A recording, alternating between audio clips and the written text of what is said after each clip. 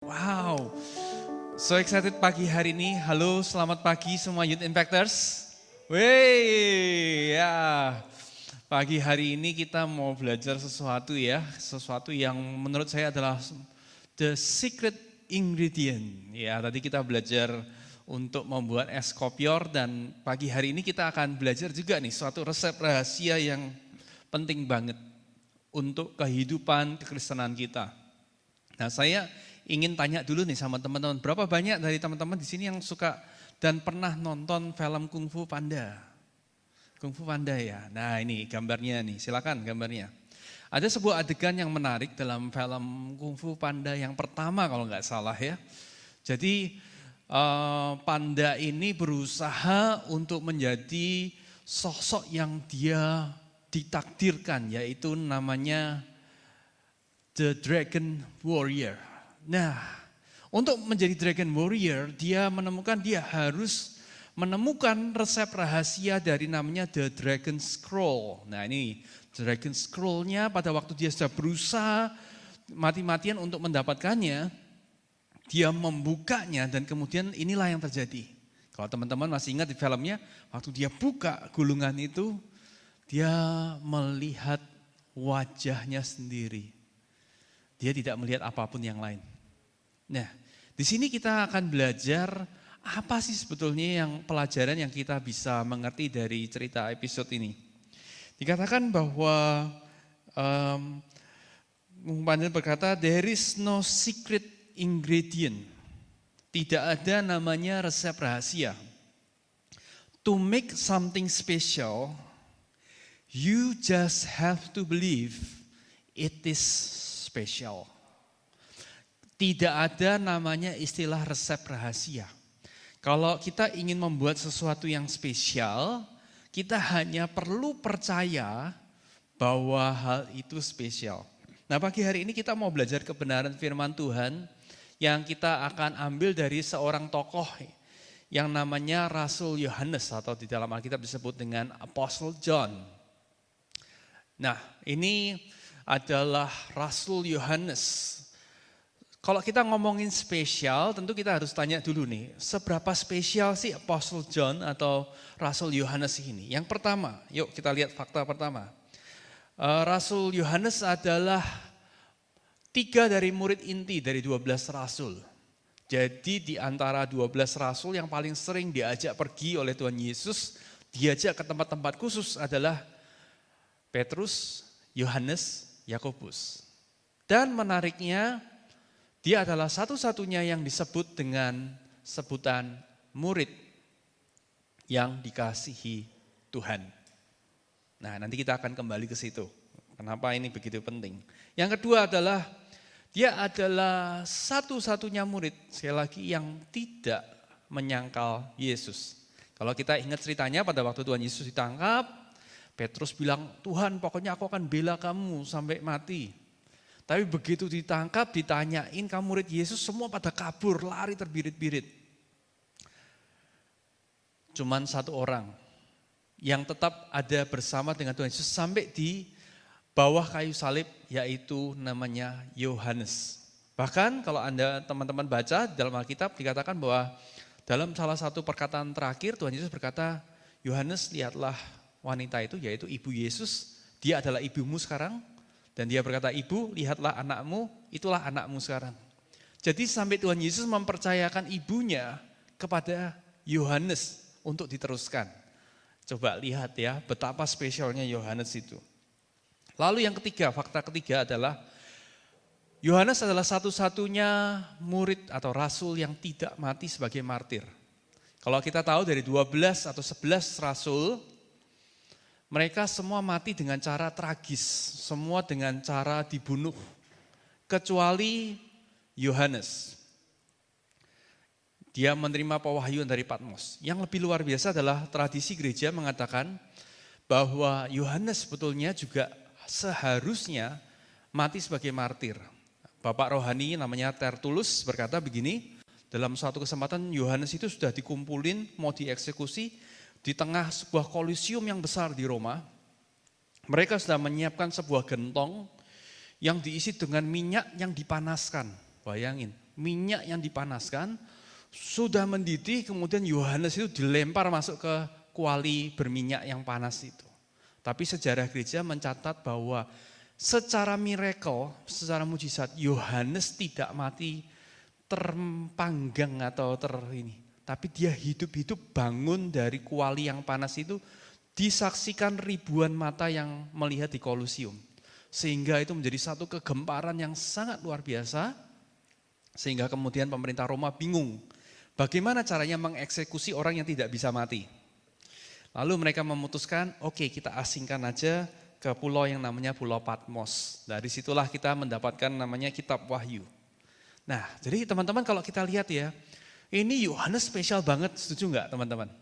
Dari 12 rasul aja dia 3 inti, dari 3 inti aja dia termasuk, dia disebut satu-satunya yang dikasih. Nah, apa nih yang kira-kira menjadi resep rahasia, the secret ingredient dari Yohanes? Ya, kita akan lihat Rasul Yohanes memiliki pewahyuan yang luar biasa tentang namanya kasih Tuhan. Dan kalau kita mau belajar, apa sih, teman-teman bertanya, apa sih kekristenan? Very simple, sederhananya adalah Matius 22 ayat 36 sampai 40 yang berkata begini. Hukum manakah yang terutama dalam hukum Taurat? Yesus berkata kepadanya, kasihilah Tuhan Allahmu dengan segenap hatimu dan dengan segenap jiwamu dan dengan segenap akal budimu. Ayat 38, itulah hukum yang terutama dan yang pertama, dan hukum yang kedua yang sama dengan itu ialah kasihilah, lagi diulang, kasihilah sesamamu manusia seperti dirimu sendiri. Ayat 39, pada kedua hukum inilah seluruh hukum Taurat dan kitab para nabi tergantung. Jadi kita belajar bahwa kebenaran, seluruh kebenaran itu kalau kita rangkumkan hanya dalam satu kalimat adalah love God, love people. Jadi seluruh hukum itu teman-teman harus ingat intinya cuma satu, kasih. Kasih. Nah, Yohanes adalah rasul yang dikenal sebagai rasul kasih. Rasul yang mengerti betul pewahyuan dan kasih. Pagi hari ini saya mau ngajak kita untuk belajar supaya kita bisa aplikasikan dalam kehidupan kita sehari-hari. Youth Impactors dimanapun kita berada, ya kita akan belajar. Tadi dikatakan seluruh hukum Taurat, semua kitab para nabi itu tergantung dari kasih. Jadi kalau kasihnya hilang, seluruh hukum dan kitab para nabi bisa dibuang. Kurang lebih ayat itu bisa berkata seperti itu. Jadi tergantung ini, tergantung dari hukum kasih ini. 1 Yohanes 4 ayat 8 berkata begini. Barang siapa tidak mengasihi, ia mengenal Allah. Ia tidak mengenal Allah, sebab Allah adalah kasih. Jadi orang bisa berkata, aku kenal Tuhan, aku kenal Tuhan. Tapi pertanyaannya adalah, apakah dalam kehidupannya dia menunjukkan bahwa dia adalah orang yang mengasihi. Ya, pagi hari ini kita akan banyak belajar ayat-ayat dari tulisan-tulisan Yohanes. Karena saya percaya kalau kita mengerti tulisan-tulisan Yohanes, fondasi kekristenan kita, kepercayaan kita akan sangat kuat. Ya, bukti bahwa orang kenal dengan Tuhan adalah dia itu mengasihi. Nah, sekarang bagaimana caranya kita mengasihi? 1 Yohanes 4 ayat 10 berkata, inilah kasih itu. Nah, ini kita perlu perhatikan sama-sama. Inilah kasih itu, titik 2.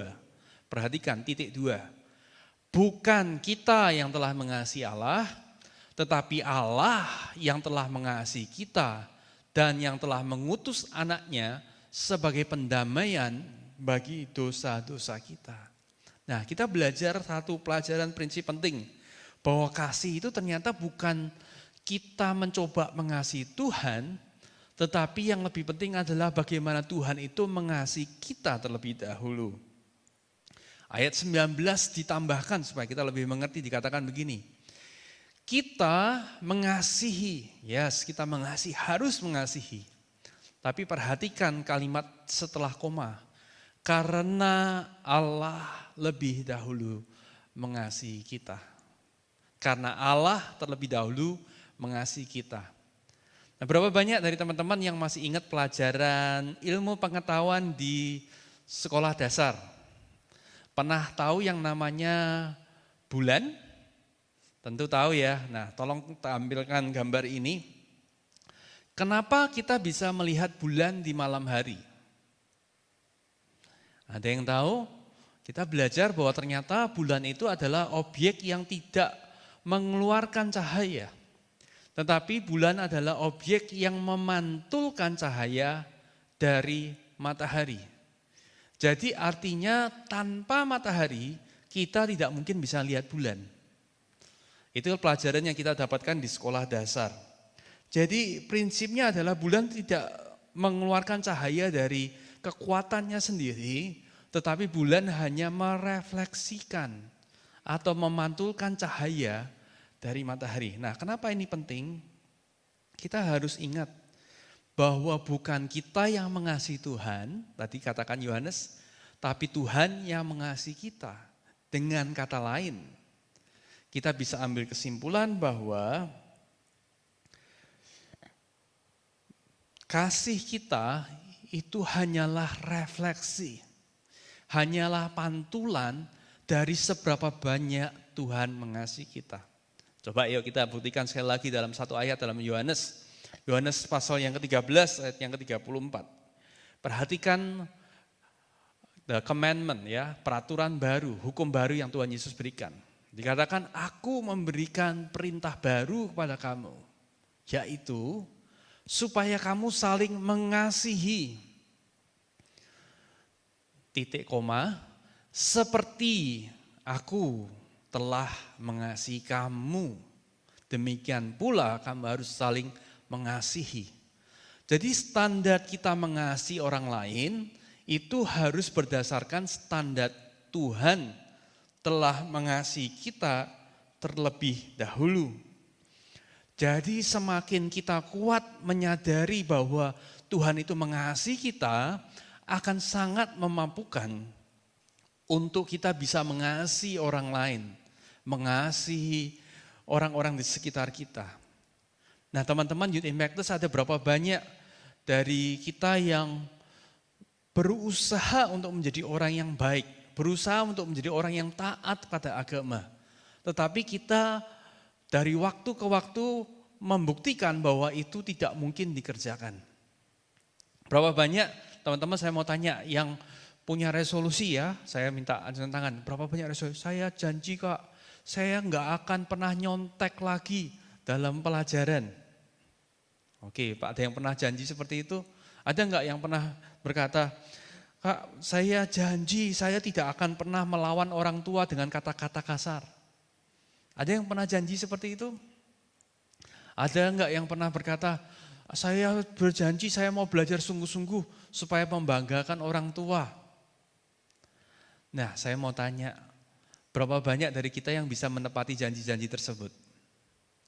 Berapa banyak yang pernah janji, Kak, saya mau jadi anak Tuhan yang sungguh-sungguh melayani Tuhan, saya mau baca Alkitab.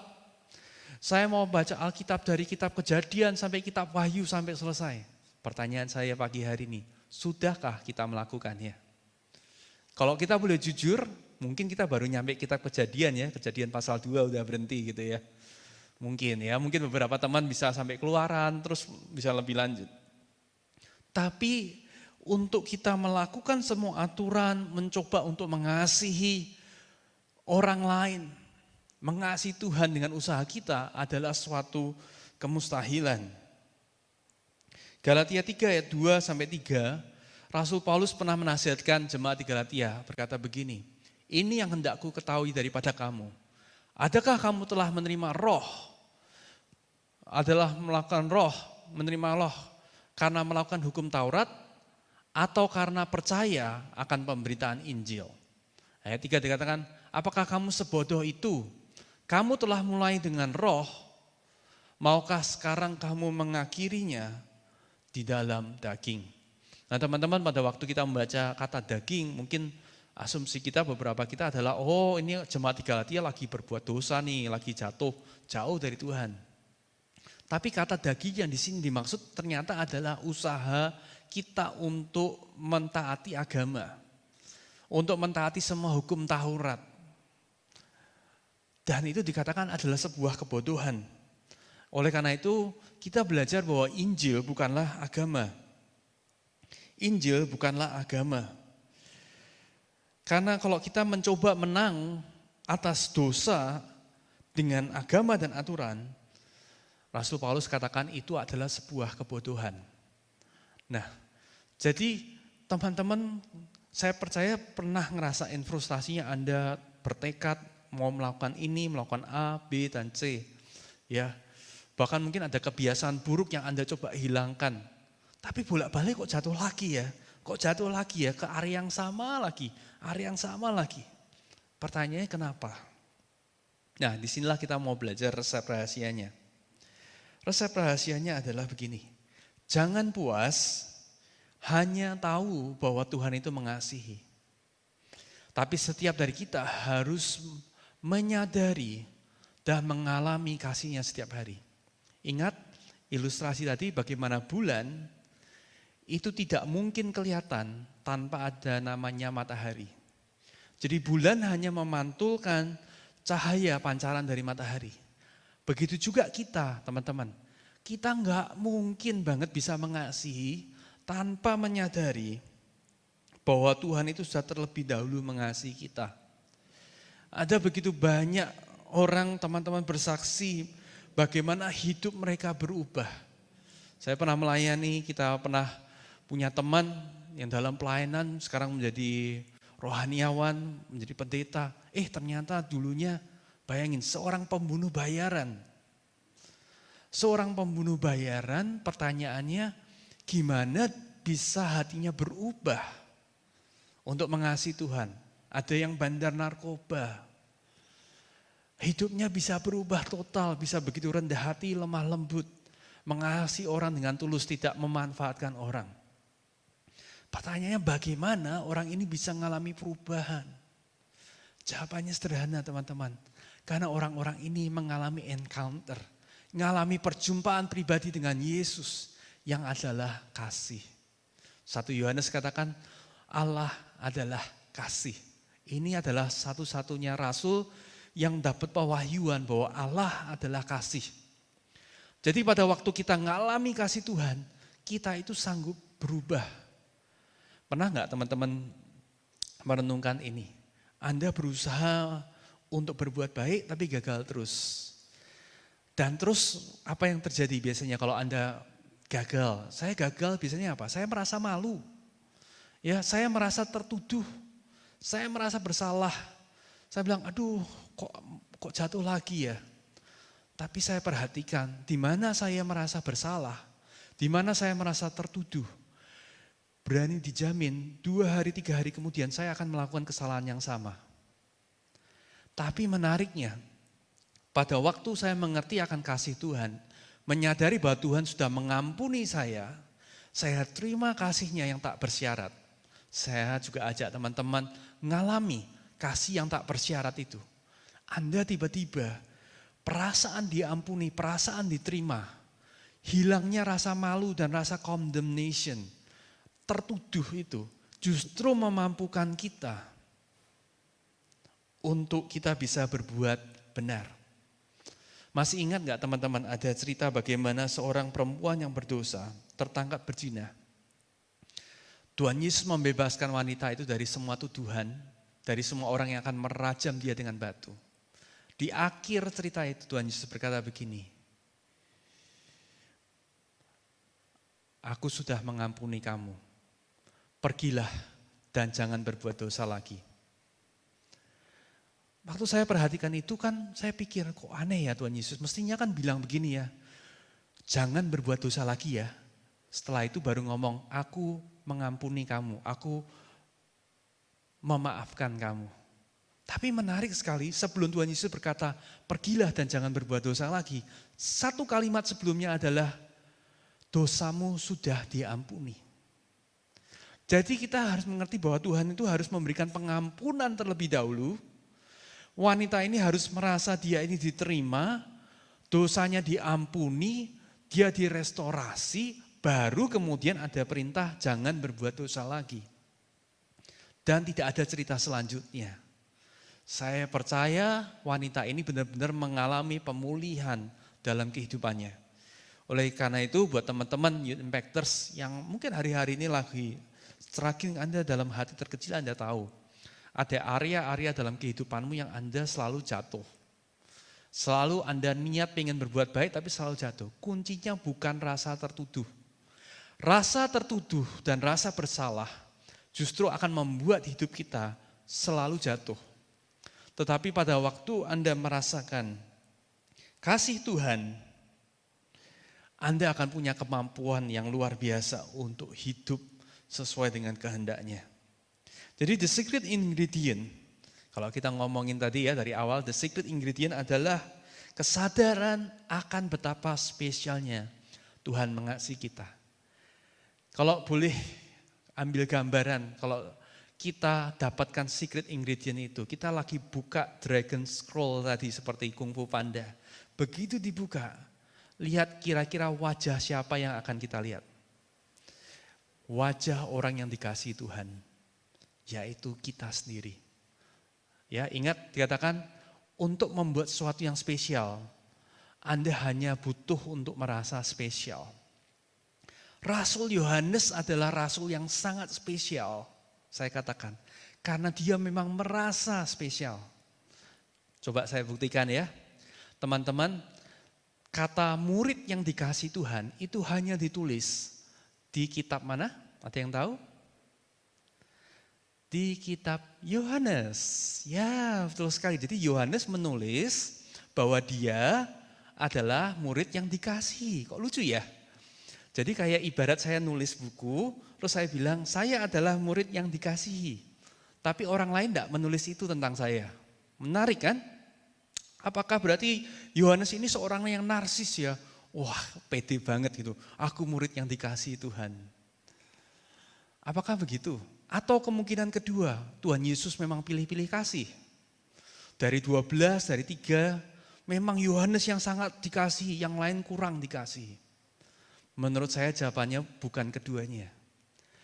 Yohanes dan murid-murid yang lain mendapatkan kasih yang sama. Tapi perbedaannya adalah Yohanes adalah murid yang paling sadar. Saya ulangi. Yohanes adalah murid yang paling sadar akan kasih Tuhan. Dan karena dia adalah pribadi yang paling sadar, dia adalah pribadi yang paling bisa mengasihi Tuhan. Karena dia adalah pribadi yang paling sadar bahwa dia itu dikasihi, diterima, diampuni oleh Tuhan. Membuat dia menjadi murid yang tidak satu-satunya tidak menyangkal Yesus. Bahkan satu-satunya murid yang mati karena usia tua. Jadi di sini kita lihat bahwa kasih Tuhan itu sangat-sangat luar biasa. Pertanyaannya apakah kita menyadari bahwa Tuhan itu mengasihi kita. Sekali lagi saya mau tekankan, tidak cukup untuk kita sekedar tahu teman-teman. Oh saya tahu kalau Tuhan ngasih. Pertanyaannya bukan itu. Pertanyaan tahu, sadar enggak pada waktu kita bikin kesalahan. Tuhan Yesus itu langsung mengampuni kita. Tuhan Yesus itu selalu siap untuk mengampuni kita. Tuhan Yesus itu mau untuk merestorasi kehidupan kita. Oleh karena itu dalam Efesus pasal yang ketiga, saya belum tulis di sini. Efesus pasal yang ketiga ayat yang ke-16 Rasul Paulus berdoa seperti ini. Aku berdoa supaya Ia menurut kekayaan dan kemuliaannya menguatkan dan meneguhkan kamu oleh rohnya di dalam batinmu. Sehingga oleh imanmu Kristus diam di dalam hatimu dan kamu berakar serta berdasar di dalam kasih. Jadi yang paling penting yang jadi doanya Paulus adalah supaya kita itu mengenal kasih. Mengenal dan kita berakar di dalam kasih. Pada saat orang itu sadar bahwa kita itu menerima kasih yang tak bersyarat, dia akan jadi orang yang paling bisa mengasihi juga. Challenge-nya pagi hari ini adalah musuh kita, setan akan selalu berusaha membuat kita meragukan kasih Tuhan. Dia akan selalu bilang, masa sih Tuhan mengasihi? Kamu kan barusan kemarin berbuat dosa. Kamu kan kemarin baru aja pagi ini, barusan berbuat dosa lagi. Atau mungkin dia akan berkata begini, kalau Tuhan memang mengasihi kamu, kenapa kok enggak jawab doamu sesuai dengan yang kamu minta? Jadi musuh kita akan selalu habis-habisan, saya bilang 24 jam. Kalau dia tahu secret ingredientnya adalah sadar akan kasih Tuhan. Yang akan dia kejar utama adalah bagaimana membuat kita ragu bahwa Tuhan itu betul-betul mengasihi kita. Jadi kuncinya gimana? Terus cara mengatasinya gimana? Yuk kita baca yuk dalam Yohanes pasal 15 ayat 5. Yohanes 15 ayat yang kelima. Dikatakan, akulah pokok anggur dan kamulah ranting-rantingnya. Barang siapa tinggal di dalam aku dan aku di dalam dia, ia berbuah banyak. Sebab di luar aku kamu tidak dapat berbuat apa-apa. Jadi kunci untuk kita mengalami kasih Tuhan adalah tinggal di dalam dia. Cara kita mengalami dan menyadari kasih Tuhan semakin kuat mengenali dan semakin berakar adalah kita memutuskan untuk tinggal di dalam dia. Tinggal itu berbicara mengenai mempunyai fellowship. Ya, jadi saya katakan bahwa kekristenan bukanlah agama, tapi kekristenan adalah hubungan. Semakin Anda dekat dengan seseorang, Anda akan menjadi semakin mirip dengan orang tersebut. Satu-satunya cara kita bisa makin mengasihi, bukan kita berusaha mengasihi dengan kekuatan kita, tapi kita bergaul akrab dengan pribadi yang sangat mengasihi kita, yang adalah kasih itu sendiri.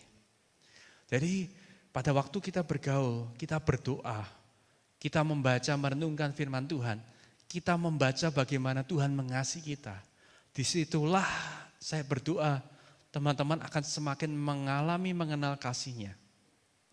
Dan semakin kita mengenal kasih-Nya, kita akan menjadi orang-orang yang kuat, orang-orang yang berhasil dalam mencapai destinasi kita. Saya berharap apa yang saya bagikan firman Tuhan pagi hari ini boleh membantu kita. The secret ingredient, sekali lagi, there is no secret ingredient, tidak ada itu resep rahasia. Tapi rahasianya adalah pada waktu kita sadar bahwa kita memang pribadi yang spesial. Sampai Tuhan Yesus mau datang ke dunia ini, just for you, hanya untuk saya, hanya untuk Anda, untuk memulihkan hubungan kita dengan Dia. Mari kita berdoa. Bapak, kami sudah mendengarkan firman-Mu, kami berdoa setiap Youth Impactors yang mendengarkan, kami bukan hanya mendengar dengan pikiran kami bertambah pengetahuan. Kami berdoa Tuhan, biarlah hati kami disentuh pagi hari ini. Hati kami mengalami Engkau, menyadari sungguh kami bukan pribadi yang layak untuk Engkau kasihi. Tapi toh Engkau mati juga untuk kami.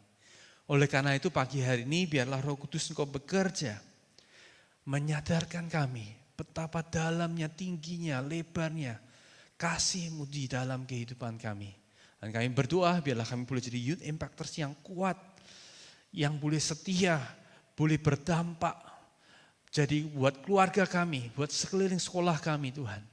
Karena kami terus hidup di dalam kasih-Mu. Terima kasih Tuhan. Di dalam nama Tuhan Yesus kami terima berkat Tuhan, kiranya anugerah dari Allah Bapa, kasih tak bersyarat dalam Tuhan Yesus Kristus, dan persekutuan yang manis dengan Roh Kudus menyertai kehidupan kami senantiasa dari pagi hari ini sampai Tuhan Yesus datang yang kedua kalinya. Haleluya. Amin. Stay in Christ. Mari terus untuk kita bangun hubungan kita bersama Tuhan. Tuhan Yesus memberkati kita semua.